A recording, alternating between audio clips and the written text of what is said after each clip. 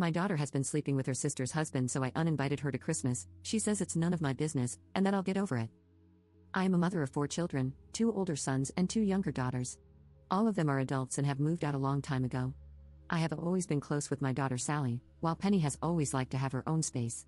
I never minded. They're both beautiful, talented young women that I thought I couldn't be more proud of. This year, we're having an early Christmas. In the first week of December, I was inviting everyone around for Christmas dinner, gift giving, and the like. When I phoned Penny yesterday to clarify a few things, she mentioned that she and her husband would not be coming. When I asked why, she said that they had separated for now as he had cheated on her. I suggested that it was surely better to spend time with family if this was the case, and maybe she should come home for some time. She paused for a while, but then eventually she told me he had an affair with Sally, and they had been seeing each other for the past 2 years. Hearing this made me feel sick to my stomach. For the past 6 months in our talks, Sally has alluded that she had been seeing someone and was typically a girl in love. I uninvited Sally to the Christmas gathering and blocked her. I don't know if I'm able to deal with her before Christmas, but this is family time, and family can't hurt each other like that. I'm at a loss, in all honesty. Penny is now coming, which is good because in these moments she needs the stability of people who love her. The problem is that Sally naturally thinks I'm in the wrong. That it's none of my business, and as her mother, I can't block her and remove her from the family.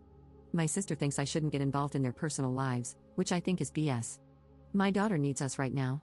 But then she tells me, I have 2 daughters to think about, which I think isn't true. Sally has forfeited that right at the moment. Thankfully, my husband is liaising with Sally at the moment, but he is also in solidarity with me. So, are we in the wrong for uninviting a daughter for Christmas? Edit. Penny's mother-in-law found out. While she and I have only spoken a few times, she did dote on Penny, and I know Penny got along well with her. I haven't spoken to her personally, but I know she phoned my daughter and was really supportive and crying. My sister, though, said that if Sally isn't invited, then she isn't going either. Which is fine by me. She wasn't invited in the first place due to the pandemic. Update 1. Hello everyone, my Christmas gathering was yesterday, and my son and husband wondered if I would post an update for you all. To begin, my daughter Penny has been staying with us. She works from home, so this arrangement works out fine. My husband and eldest just went to get some more of her stuff from her old house. Penny's mother-in-law, Jane, was there and was very helpful and sweet. She also bought some mint hot chocolate for our Penny and Christmas candles since they're her favorite. From what Penny has told me, Jane is having similar feelings to me, a lot of guilt over our children's decision to hurt people we love. I think at this point, we have to accept that we did our best raising them, but they're adults now, so we can't beat ourselves up. As for Sally, I wrote her a letter during this time. I expressed that I was extremely disappointed and also disgusted. While I will continue to have a relationship with her, she won't be welcome to any family gatherings with Penny present unless Penny has reached a point in her life where she feels comfortable. I told her what some of you had said, that not taking a side would be a side, and that she had, for all intents and purposes, already uninvited herself when she was so cruel to her sister. Sally had apparently come over on Friday and knocked on the door. I was out shopping at the time, but my husband spoke to her. Apparently, Sally and Michael, my son-in-law, are going to continue their relationship. I will not support it in any way or form. She may be my daughter, but that man is not welcome. I'm supporting Penny through the divorce, and if Sally ever expects money for the wedding or a house, then she's a very naive girl. My husband sent her away, after which Sally said we'd have to get over it someday. Otherwise, the Christmas gathering was lovely. It was strange not drinking and playing board games due to COVID, but still a pleasant time. My hip hurts from the cooking, but my husband and Penny did the cleaning up, so who's the real winner? I hope you all have a wonderful day. Update 2. Hello everyone, I hope this message finds you well. A lot has changed since I last spoke with you all, so I would like to update you because I am finding things a bit difficult right now. First of all, Penny is doing well. She met someone new about a year ago, they're incredibly supportive and sweet, and they made such an effort to get to know me and my husband. Penny was still living with me when she started seeing them, so I got to watch their relationship develop, and although Penny is a grown woman, I couldn't help but be reminded of when she was a child and having crushes. It was very endearing, and I'm glad I got to witness firsthand the smile her new partner gives her. Penny also got a new job and has moved to Ireland with her partner.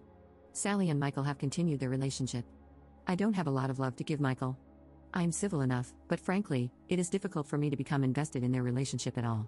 Michael recently asked my permission to marry Sally, which was disrespectful, to say the least. Penny still lived with me last Christmas, so again, they were not invited.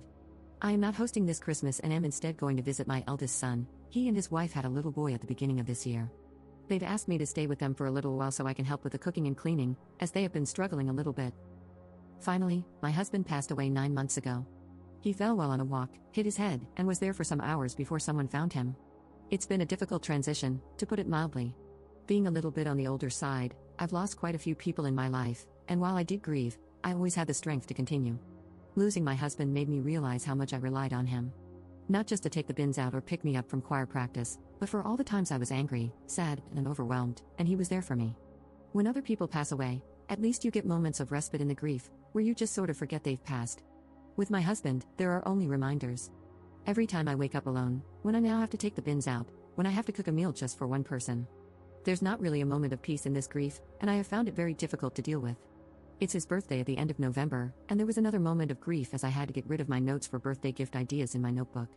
Everything has just been so painful to deal with, and I just cannot stop crying even after all this time. I just can't even stand to think of the good moments I shared with him because it just hurts too much. I know there's not a correct way to grieve or a time limit, but I just feel like I've got to get up and start looking after myself for everyone around me. I really want to thank any of you who read this. It's been incredibly helpful just to be able to share my feelings a little bit. I hope you all have been doing well.